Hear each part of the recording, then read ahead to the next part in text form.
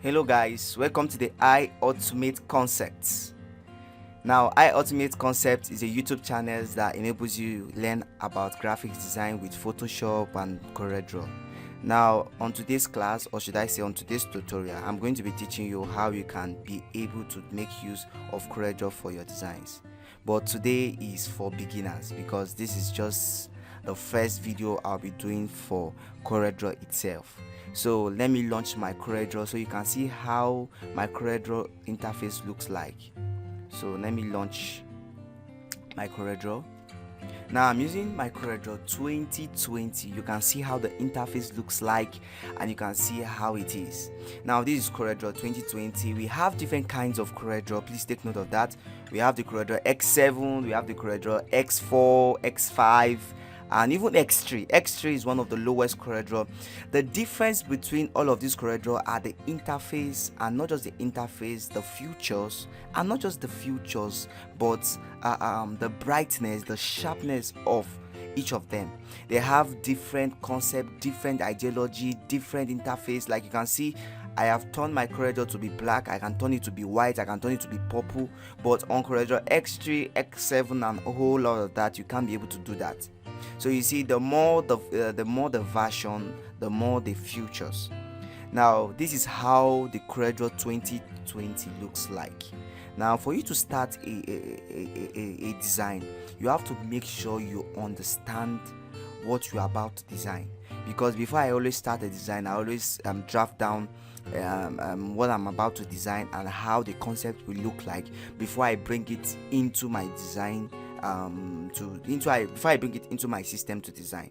So now this is the get started, this is the workspace and all of that. What is new, this is where they tell you what is new. Learning, you can just learn some little stuff there, but we are starting with get started. Now you come to this place, new documents, just like Photoshop. Now new documents, this is a place whereby you create your whatever you are designing. I always advise my students, and not just my students but those of you watching me online, I always advise them, before you start designing a document, you must make sure you name it according to that document. Now if I'm designing a school flyer, I can just come here and say, okay, school flyer. You can see what is the name of the school. I can just indicate it here, maybe God Grace School. You see, God Grace School. You see, once I'm done indicating it like this, now this customize, just leave it as customized. Do you understand? Just leave it as customized. Now number of pages, maybe if you have a page 1, a page 2, a page 3, a page 4, you can actually indicate those pages here. Now primary colors, please take note of that. Let me explain this now. CMYK is normally used whenever you are designing a job and you want to print out that job. So I always advise my students, always use CMYK for it to give you the best color and whatever you are designing because of printing. Now RGB is mainly used for social medias and the rest. Maybe you want to keep it on your phone for people to just see it. You know, RGB have a way of explaining colors on phones, but whenever you print it out, it reduces the quality of that image or reduce the quality of the color you have put on it. But CMYK sharpen and darken the color whenever you are printing out. So when you are printing out, use CMYK, and when you are designing for phone flyer, use RGB. Now I'm just going to come here and click RGB. Now page size, now it's on customize. Now we have different kinds of page size. You know, we have the A4. Let me just go to the one people normally know. We call them the A series. I love the A series because we all know about them. We have the A4. Everyone know about A4, but if you don't know about A4, I always advise you, go to your house or go to your office and pick up your exam. You know, many of us wrote exam, and those paper you print out for your exams are A4. Normally they are A4. Then those of you writing WAEC, those bigger size of it are known as the A3 series.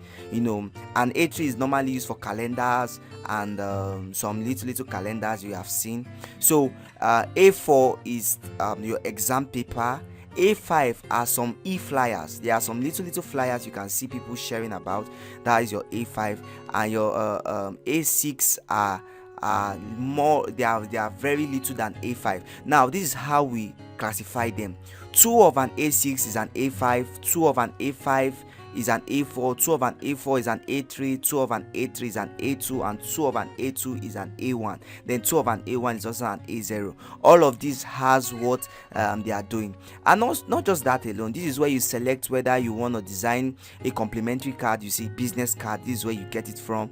This is where you determine whether you want to write a letter, this is where you get it from, or a legal paper. A legal paper are your book, like your book now, this exercise book. Now if you want to design a book, you just come here and click your legal paper. Automatically this is the size for in which you can design your book on it. Now not just that, it has envelope, like if you want to design an envelope, it gives you a privilege for you to choose what kind of envelope size you want. Envelope hashtag 11 or envelope hash 12. So it depends on what you are designing. But now we are going to use just the A4 because I want to explain what I mean. Now this is an A4 now rotational. Now rotational depends on whether you want it on a portrait or you want it on a landscape. You can see just the way the picture is here, you will be able to understand what this is saying. Landscape or portrait. Now resolution, I'll advise you, resolution just depend on your rendering resolution. Now resolution, I always advise my client, my student, to always put it at 300. Then let's just click on OK. Now after you have done all this setting, hola, this is how your CorelDraw interface looks like. Very amazing. It's just like Photoshop, but they are different, using them as tools. So this is how your CorelDraw interface looks like. Now let me give you one secret I always give my students. Whatever tools, these are the tools you'll be making use for in any design. Whatever you're looking for to design is here. Look at it here. Now whatever you click on this place, just try to look above this place, because we call them the property bar. You see, these are the property bar. You see, whenever I click here, just look up here, it changes. You can see a whole lot of things. Now that is not just it alone. This is your color palettes, or your color patterns, or your color, where your color can be seen. Now these are where you can select color. Now below this place where you click, you will see you can go down to many colors. You can see you can go down. Now below this, it will just bring out the detailed color. You see this, I just click below this. Now you can see where my cursor is. It will bring all the details color, and if you don't want that, you just click back, and if you want to just scroll up, you just come here and scroll up and scroll down. Now this is your interface. Anything you will be designing, if it's outside this place, that means it won't be printed. Please take note of that. Anything outside this place is not printed and is not recorded to be inside your design. So whatever you are designing, make sure it fits into this place. Do you understand? As soon as we start design, or we progress into design, you understand what I'm trying to explain. Now let me get into the tools. Now you see, you can be able to change your sizes if you want. You see, you can be able to change your sizes if you want. Envelope, like I said, you can see how envelope looks like. Your legal paper, like I said, your legal paper is normally used for your books. And you see, you cannot design a book that is straight like this. Have you ever seen a book that is straight? I guess no. So for you to make sure that it's not straight, for you to bring it to a portrait or landscape, you just have to look up here. You see, now you see automatically you have actually turned this into a landscape. You see, this is just where you just click into a landscape. So you can also turn it back into a portrait. But let's go back to our A4. Now this is our A4. You see how it looks like. Maybe if you are designing a flyer and you don't want it on a portrait scale like this, you can change it to a landscape scale. Now I know there's a big question everybody's asking. What about if the size you are about to design is not found here? How do I get the size? That is where this aspect comes in. Now you pick up a ruler, you pick up any measurement unit of your choice. Just come down to this place and select what are you using to measure. Is it feet, is it yard, is it meters or centimeter, whatever? Is it pixel, is it point? Maybe I'm using a pixel to measure. Then when I'm using a pixel, let me just use my centimeter. to measure. Now I'll pick up my ruler and I'll just rule the place I want to, maybe the book or whatever I want to design. When I rule it, you can see you are ruling the page dimension. You see, you are ruling it to be a length. Now you are ruling the length. Now you take your tape and rule from the length aspect of it, from the left hand side to the right hand side. Then when you have ruled, maybe you got 20 for instance, you just come here and input 20. Now you now rule on the breadth side. Now when you have finished ruling, maybe you got 25, you just come to this place and click on 25. When you are done, just press your enter. You see, automatically whatever you have ruled out, it will be dropping on this page. Now please don't look at how small it looks like, because there's what we call magnification. Whenever you are designing, you can say this thing is very small, but believe you me, you can print this thing to full, in fact very big, more than what you can ever imagine. It just depends on the size you give it. Whatever you give the size, or whenever you give the size, don't look at how small it is, just look at the size you have given it and make sure your size is correct. So that is how you can be able to handle your measurements whenever you are designing. And before you start a design, always take measurement, because that will be the first thing that will guarantee you whatever you are designing. Imagine you are supposed to design something like this and you went and designed it like this. You see, it's not going to be easy to kind of fit in. Now let me just go and pick a random design, for instance, so you understand what I'm trying to explain. Now I'm just going to press my Ctrl I, and let me just pick up a random document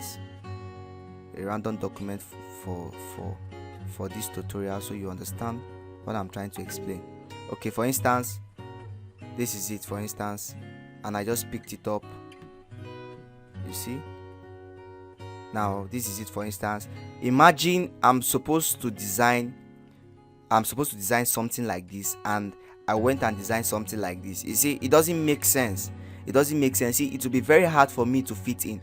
And if I want to drag it from edges to edges, you see, I have just deformed it. Now you see, this is not an excellent work. So I always tell people, make sure you get the dimension or get the measurement of what you want to design before you get into the design.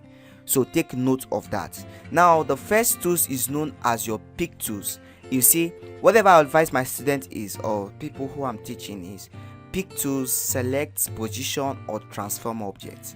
Now pick tools is for you to pick, select, or whatever. You can just select by clicking on whatever you want to select. Okay, let me just bring in a box, for instance.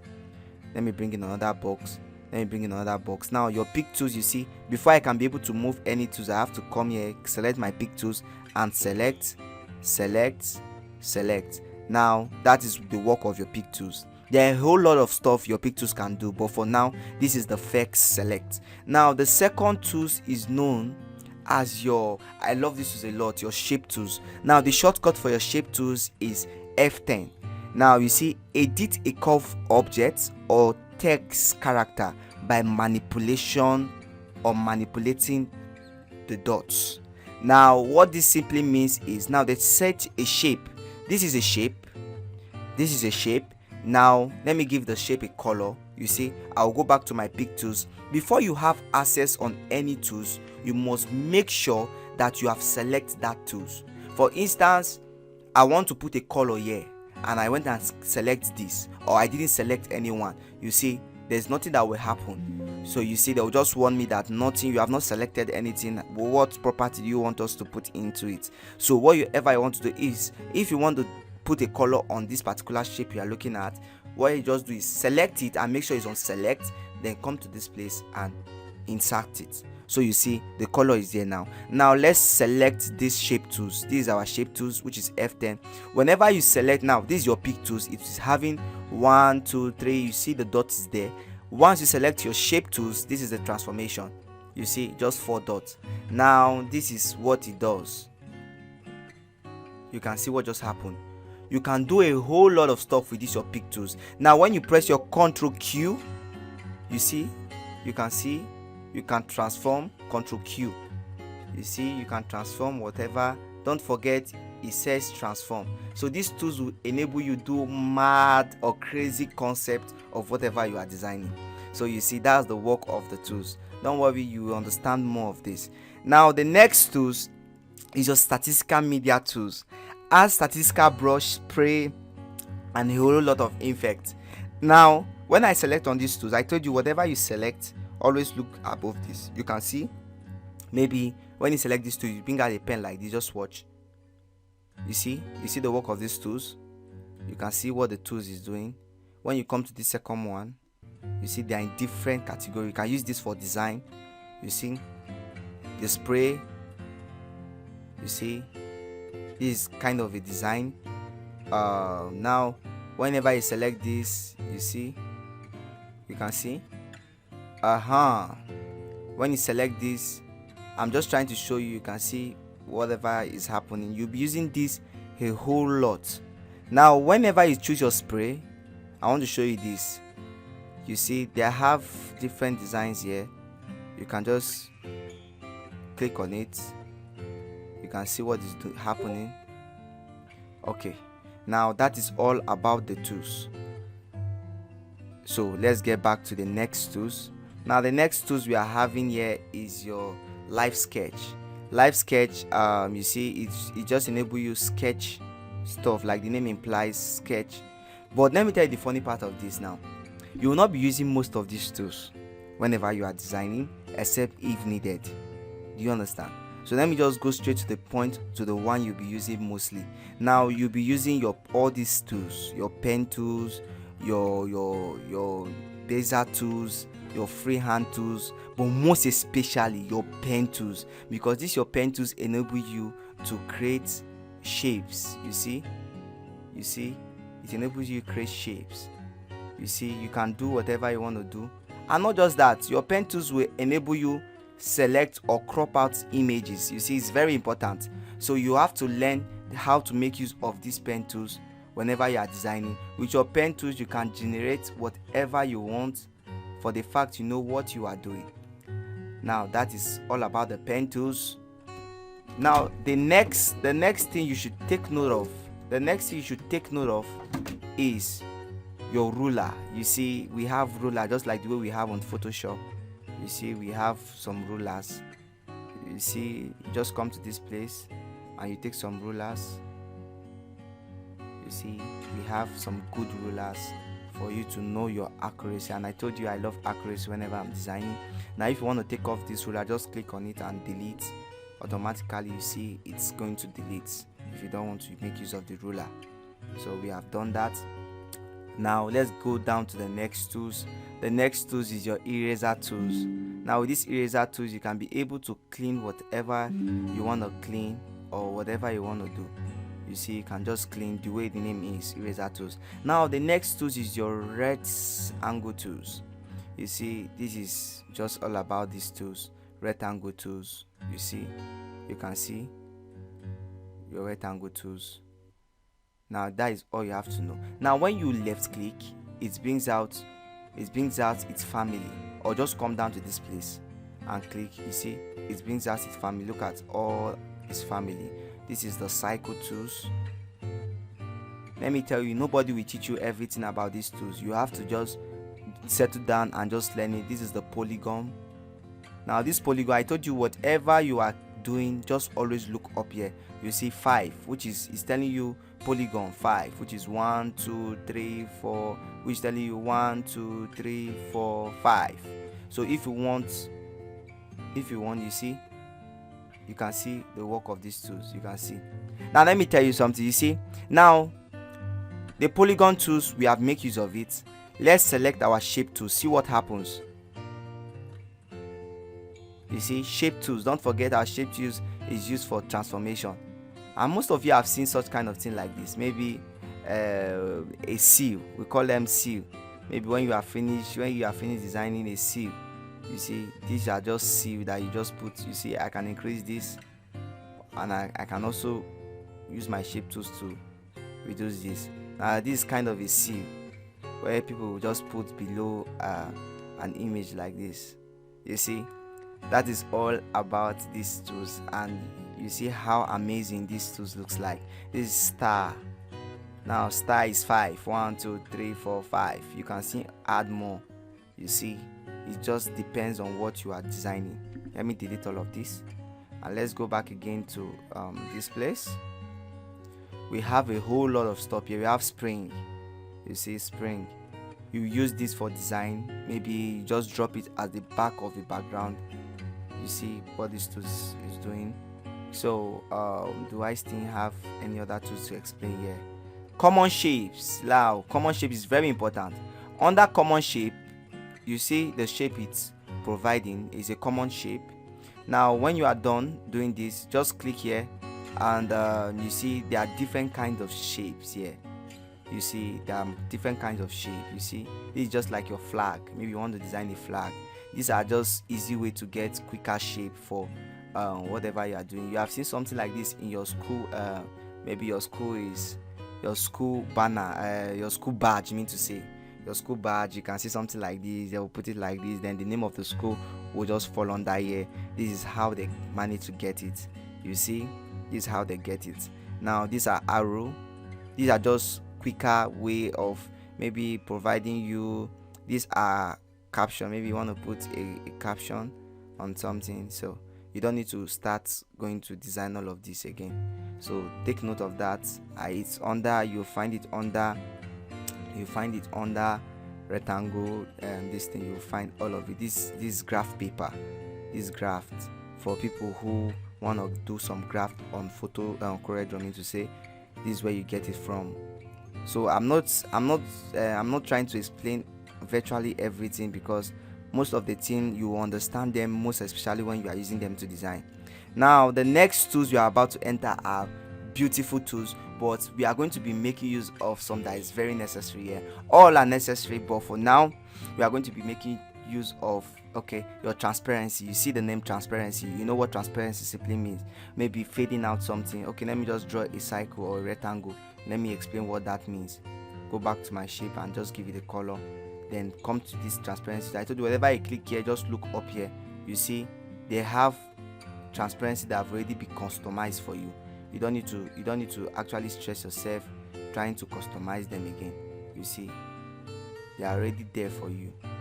You see, you can just reduce the opacity, or better still, you can do that yourself. You see transparency. I want this to be transparent. You see, this is how transparency tools works. You just have to just fade some things. Don't worry, whenever we start the real tutorial, then I'll be explaining more of all of this. Shadow means dropping shadow at the back of an image or whatever. Maybe you want to drop shadow at the back. You want to drop shadow at the back. You see, maybe I want to drop shadow at the back of this. I'll just come to this place, select this place, and then drop shadow. You see this kind of a shadow. You see, you can see how I just managed to drop shadows at the back of this. Now that is all you need to know. Then what other tools is here? Envelope tools. This envelope is very nice because I love it on text. Now let me just explain text, then we'll go back to the envelope. Now this is where you just, whenever you want to put text, come here, click, and just come down here, and I can just write. You see, I automate, select this place, and I will drag. Make sure, please take note of this, you don't drag text from here. You see it have deformed it. You don't drag from here. You don't drag from here, you have deformed it. You don't drag from here, you have deformed it. You don't drag from below it, you have deformed it. You'll be wondering, okay, where should we drag from? Always drag your text from these 4 edges. This enables you do whatever you want to do. Now you see, now this, let's get back to our envelope tools. Look at what envelope does. You can see how amazing this tools is. You can see how amazing these tools works. You see, very powerful tools. And not just that, don't forget our shape tool says that you have effects on both text and shapes. So whenever we click our shape tools on an image, you can actually adjust the distance. You see, you can adjust the distance. between images. You see? So take note of that. Take note of that. So that is all you need to know about CorelDraw and how it's being used and how it's being run. Now, these shape tools, I told you, whenever you click any object or whenever you're working on it, always look up here. These are the properties. I can make it bold, I can make it italic, I can put an underline, I can change the front size or the front style, I mean to say. You see, there are a whole lot of style. I can search if I want to search. You see, if I want to search, I can search. You see, I can search whatever I want to search. You see how it works. So that is all you need to know. I can, if I want to put a color here, I can just click on it and come to this place. If I hold this very well, maybe just hold my click and just hold it, it's going to bring out a details, a lighter, a darker, and you see, I will just select. Then if I want to duplicate, the shortcut is Ctrl D. Ctrl D is used to duplicate. You can see I can duplicate whatever I want, and I can delete from here. You see, if I want to copy, Ctrl C is to copy, Ctrl C, Ctrl V is to paste. You see, I just paste this now. Ctrl V is to paste, Ctrl V is to paste. You see,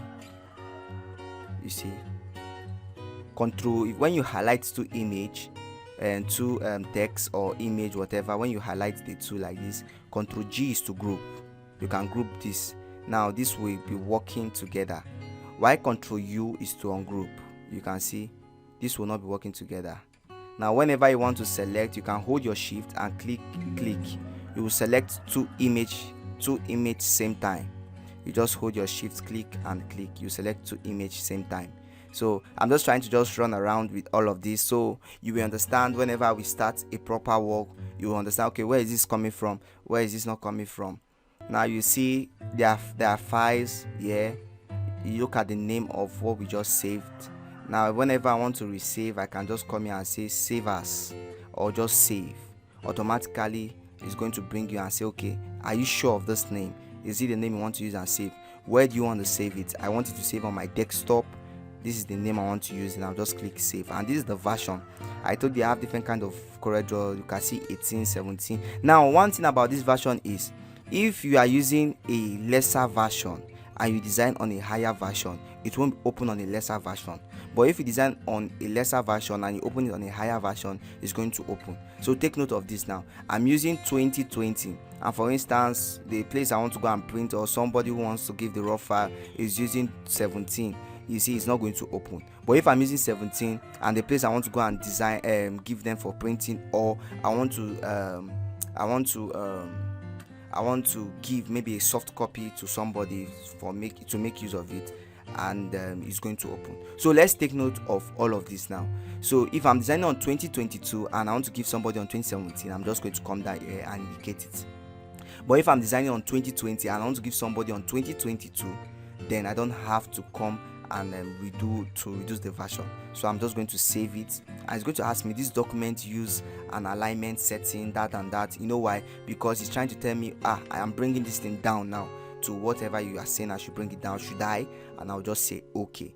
Do you understand now? So when I'm done, I'm just going to press okay, save, and all of that. It's going to save automatically inside. So you can see the view aspect, the grip, the layer. Don't worry, all of this thing you are seeing here is also in some are indicated here. But why I love CorelDraw is whatever you are looking at in this place, most especially, is what you will be using mainly. Yes, you will be using mainly. So they just did in a way that this is it. Now we have the bitmap. Bitmap also will be making use of it very, very well while we progress in this teaching. This is the text tools, and you know the text tools is already here. Like I said, it's already here. So they just try to put it here, and this is just the details of whatever you are making use in your text. So these are well defined details of it. So your table, and you have it here already. So your tools, and the rest, that one is just for you to just customize your screen and do whatever you want to do. So that is all about the introduction to CorelDraw.